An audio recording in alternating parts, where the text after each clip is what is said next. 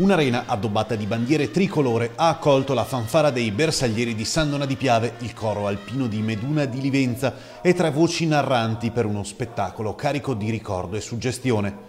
Venerdì, nell'ambito della rassegna Marghera Estate 2015, si è svolto lo spettacolo gratuito Il Piave mormorò, un omaggio al centenario della Grande Guerra, alle persone partite per il fronte e mai più tornate, alle famiglie che hanno atteso a casa il ritorno dei loro cari.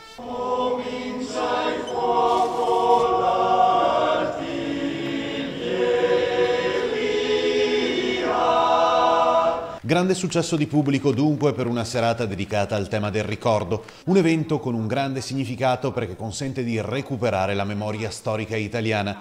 Il primo conflitto mondiale ha segnato un grande sconvolgimento dell'Europa, il cui assetto è un tema di grande attualità anche oggi. In quello che oggi chiamiamo Nord-Est e che a quel tempo erano le 3 Venezie, davvero orribile.